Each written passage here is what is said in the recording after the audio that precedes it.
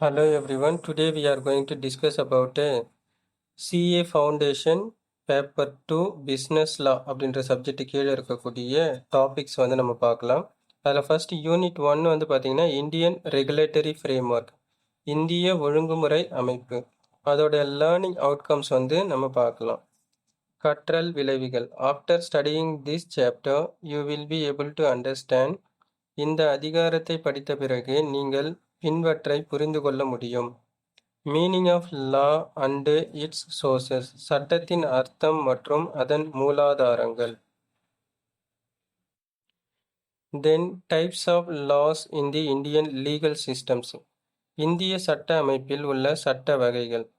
Then enforcement of law, சட்டத்தின் அமலாக்கம். தென் introduction of major regulatory bodies such as Ministry of Finance, MCA, SEBI, RBI, IBBI and Ministry of Law and Justice. நிதி அமைச்சகம், company நிர்வாக அமைச்சகம், இந்திய பங்குச் சந்தை வாரியம், செபி, இந்திய ரிசர்வ் வங்கி RBI, திவால்கான மற்றும் மறுசீரமைப்பு வாரியம் IBBI, சட்டம் மற்றும் நீதித்துறை அமைச்சகம் ஆகிய முக்கிய ஒழுங்குமுறை நிறுவனங்களின் அறிமுகம். இப்போ நம்ம இன்ட்ரடக்ஷன் வந்து பார்ப்போம். Introduction of Indian regulatory framework. Indian regulatory ஃப்ரேம்ஒர்க்கோட இன்ட்ரடக்ஷன் வந்து பார்க்கலாம். Have you ever wondered why you are studying this subject called law? நீங்கள் சட்டம் எனப்படும் இந்த பாடத்தை ஏன் படிக்கிறீர்கள் என்று ஒருபோதும் யோசித்தீர்களா? Is it only because it has been prescribed in the syllabus, or is it because you will need this knowledge as a member of the Institute of Chartered Accountant of India? இந்த பாடத்திட்டத்தில் உள்ளதால் மட்டுமா, அல்லது இந்திய chartered கணக்காளர்களின் நிறுவன உறுப்பினராக நீங்கள் இந்த அறிவை தேவைப்படுவதால் வருகிறீரா? Awareness of law is essential to become a full-fledged chartered accountant. முழுமையான சார்ட்டர்ட் கணக்காளராக ஆக சட்ட அறிவு அவசியமானது. This is because a chartered accountant is the first level of contact and many legal matters. ஏனெனில் பல சட்ட விஷயங்களில் சார்ட்டர்ட் கணக்காளர் முதலாவது தொடர்புடைய நபராக இருப்பார். So we should possess knowledge of law so that we can advise our management and clients on legal matters at a basic or threshold levels. ஆகவே நாம் சட்டத்தை அடிப்படை அல்லது முதற்கட்ட அளவில் அறிந்து மேலாளர்களுக்கும் வாடிக்கையாளர்களுக்கும் ஆலோசனை வழங்கல் இயல வேண்டும். The purpose of a regulatory framework is to provide a set of uniform rules and regulations that will govern the conduct of people interacting with each other in personal as well as business relationship. ஒழுங்குமுறை கட்டமைப்பின் நோக்கம் தனிப்பட்ட மற்றும் வணிக உறவுகளில் ஈடுபடும் மனிதர்களின் நடத்தை வழிகாட்டியாகும் ஒரு ஒற்றுமையான விதிமுறைகளை வழங்குவதாகும். Down the ages, mankind has evolved from a hunter to gatherer society through agriculture and industrial revolution to a complex social framework. காலப்போக்கில் மனித சமூகம் வேட்டையாடி தொகுக்கும் சமூகத்திலிருந்து விவசாயம் மற்றும் தொழில்துறை புரட்சி வழியாக சிக்கலான சமூக கட்டமைப்பாக உருவெடுத்துள்ளது. Throughout this journey, we have always needed laws and regulations to guide us on the right course of conduct, as well as to identify violations and punish them. இந்த பயணத்தின் முழுவதிலும் நமக்கு நெறிப்படுத்தும் சட்டங்களும் மீறல்களை அடையாளம் காண்பதற்கும் தண்டிக்க வேண்டியதற்குமான விதிகளும் தேவைப்பட்டது. If we talk about ancient law on the basis of information available from different sources, Code of Hammurabi is known from oldest law in written form. பண்டைய சட்டங்களை பற்றி நாம் பேசினால் பல்வேறு ஆதாரங்களின்படி ஹமுரபியின் சட்ட குறியீடு எழுத்துப்பூர்வமான மிக பழமையான சட்டமாக அறியப்படுகிறது. King Hammurabi ruled Babylon for the period from 1792 BC to 1758 BC. ராஜ ஹம்முரபி பாபிலோனில் கிமு 1792 முதல் கிமு 1758 வரையிலான காலத்தில் ஆட்சி செய்தார். He carved the code on bulky stone slabs and ordered to place those stones on different places all over the city so that the public may have knowledge of codes. அவர் அந்த குறியீடுகளை பெரிய கல் பலகைகளில் வெட்டச் செய்து அவற்றை நகரத்தின் பல இடங்களில் வைத்திருக்க கட்டளையிட்டார். பொதுமக்கள் அவற்றை அறிந்து கொள்ள வேண்டும் என்பதற்காக he also appointed judges to check whether public is following the laws or not. மேலும் அவர் பொதுமக்கள் சட்டங்களை பின்பற்றுகிறார்களா என்பதை சரிபார்க்க நீதிபதிகளை நியமித்தார். In 450 BC, a set of laws was engraved on 12 bronze tables in Rome, which is considered as first most detailed code of any of the civilization and called 12 tables. கிமு 450 ஆண்டில் ரோமில் 12 வெண்கல பலகைகளில் சட்டங்கள் பொறிக்கப்பட்டன. இவை எந்த ஒரு நாகரிகத்திலும் முதன்மையான விரிவான சட்ட குறியீடாக கருதப்படுகின்றது மற்றும் 12 பலகைகள் என்று அழைக்கப்படுகின்றன. The purpose of these tables was to protect the rights of public and to provide remedy for wrongs. இந்த பலகைகளின் நோக்கம் பொதுமக்களின் உரிமைகளை பாதுகாப்பதும் தவறுகளுக்கு தீர்வு அளிப்பதுமாகும். All the citizens of Rome were supposed to have the knowledge of these tables. ரோமின் அனைத்து குடிமக்களும் இந்த பலகைகளை பற்றி அறிவு பெற வேண்டும் என கருதப்பட்டது. Over the time, many amendments were done in these laws as per the requirements. காலப்போக்கில் தேவைக்கு ஏற்ப பல திருத்தங்கள் இச்சட்டங்களில் செய்யப்பட்டன. In this subject, you will be introduced to many laws. இந்த பாடத்திட்டத்தில் நீங்கள் பல்வேறு சட்டங்களை அறிந்து கொள்வீர்கள். Therefore, in this chapter, we will first understand how these laws are made and how they are implemented. ஆகவே இந்த அதிகாரத்தில் முதலில் இந்த சட்டங்கள் எவ்வாறு உருவாக்கப்படுகின்றன மற்றும் அவை எவ்வாறு அமல்படுத்தப்படுகின்றன என்பதை பார்க்க போகிறோம். ஃபர்ஸ்ட் நம்ம வாட் இஸ் லா அப்படின்றது பார்ப்போம். சட்டம் என்றால் என்ன, அதுக்கான மீனிங் பார்க்கலாம். Law is a set of obligations and duties imposed by the government for securing welfare and providing justice to society. சட்டம் என்பது நலனையும் நீதி வழங்குவதையும் உறுதி செய்ய அரசாங்கம் விதிக்கும் கடமைகள் மற்றும் பொறுப்புகளின் தொகுப்பாகும்.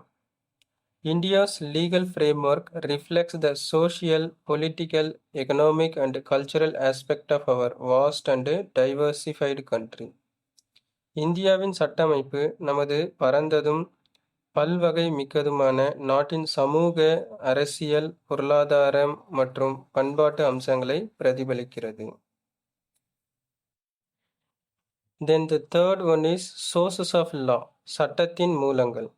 The main source of law in India are constitution, the statutes or laws made by parliament and state assemblies, precedents are the judicial decisions of various courts and in some cases established customs and usages.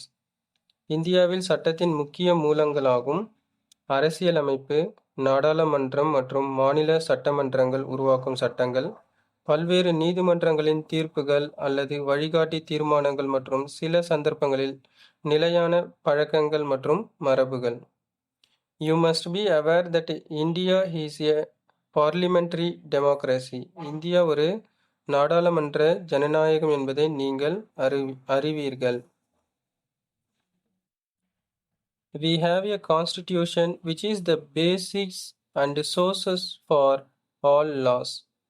எங்களிடம் அனைத்து சட்டங்களும் அடிப்படையும் மூலமுமான அரசியலமைப்பு உள்ளது.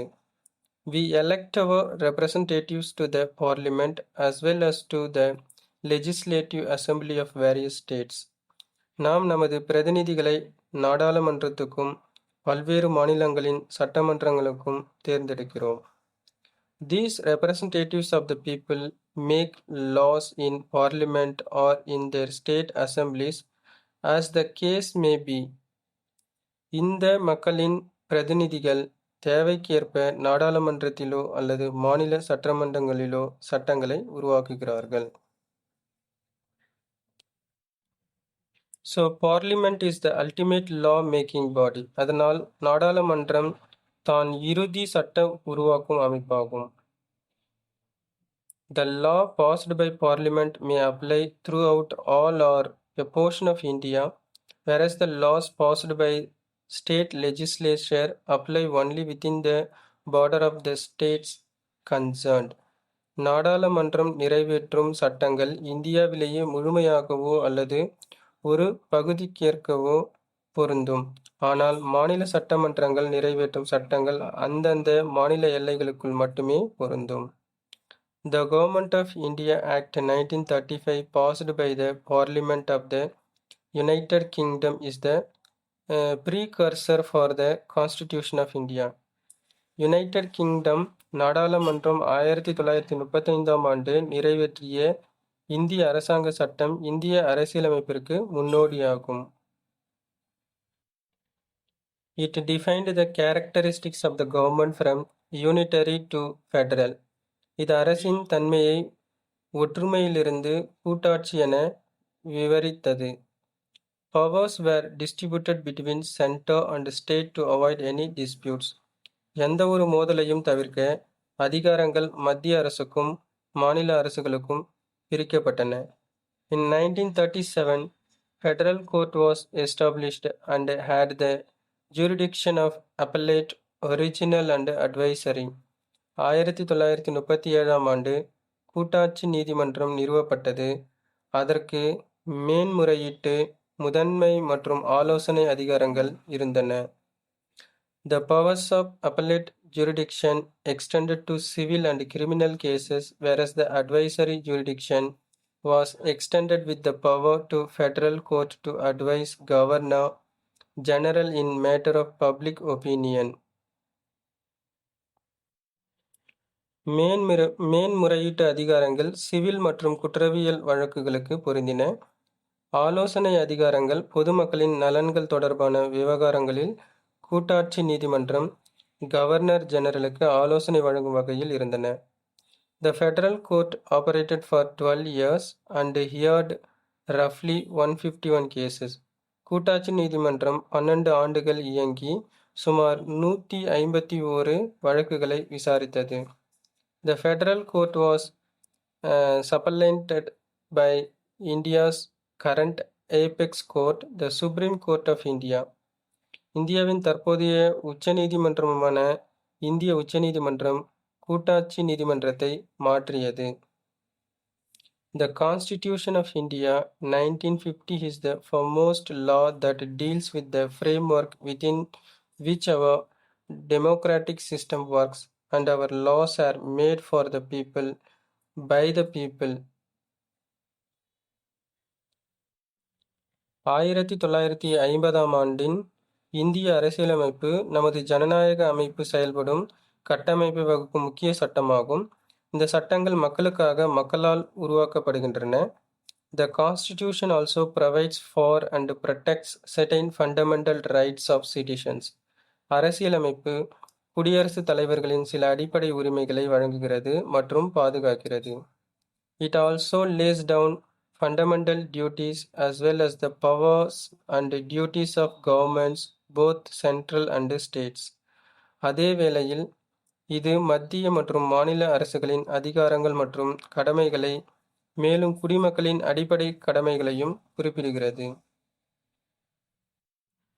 The laws in India are interconnected with each other, forming a hybrid legal system. இந்தியாவின் சட்டங்கள் ஒன்றுடன் ஒன்று இணைந்திருப்பதால் இது ஒரு கலப்பு சட்ட அமைப்பை உருவாக்குகிறது. The people who wrote the Constitution decided to divide the law-making power between the central government and the various state governments. அரசியலமைப்பை எழுதுபவர்கள் சட்டம் உருவாக்கும் அதிகாரங்களை மத்திய அரசுக்கும் பல்வேறு மாநில அரசுகளுக்கும் பிரிக்க முடிவெடுத்தனர். So the Indian constitution has 3 lists: central list, state list and joint list.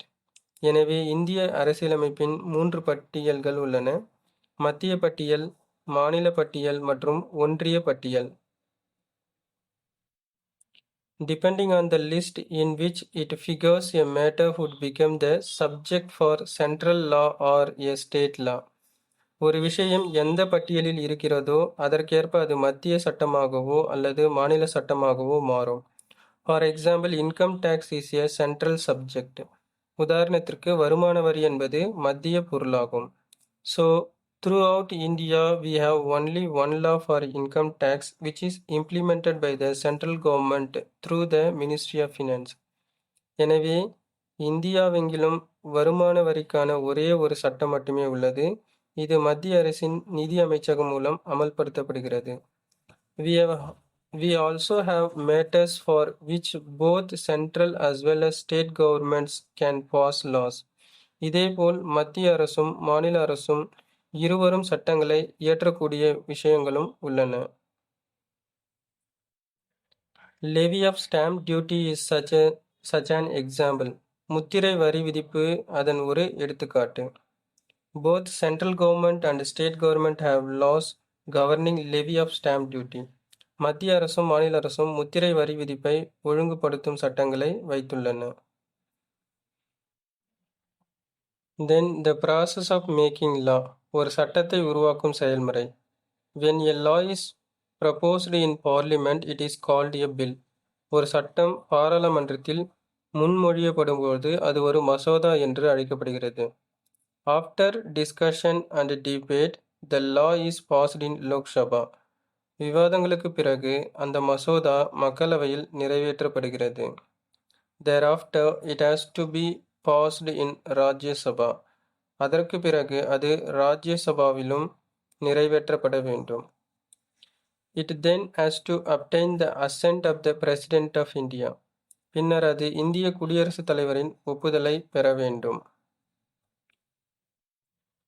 Finally, the law will be notified by the government in the publication called the Official Gazette of India. இறுதியாக இந்தியாவின் அதிகாரப்பூர்வ கெசட்டில் அந்த சட்டம் அரசால் அறிவிக்கப்படும். The law will become applicable from the date mentioned in the notification as the effective date. அந்த அறிவிப்பில் குறிப்பிடப்பட்ட தேதியில் இருந்து அந்த சட்டம் அமலுக்கு வரும். Once it is notified and effective, it is called an act of parliament. அது அறிவிக்கப்பட்டு அமலுக்கு வந்தவுடன் அது பாராளுமன்ற சட்டமாக கருதப்படுகிறது. ஸோ இதோட கண்டினியூஷன் நம்ம நெக்ஸ்ட் வீடியோவில் பார்க்கலாம்.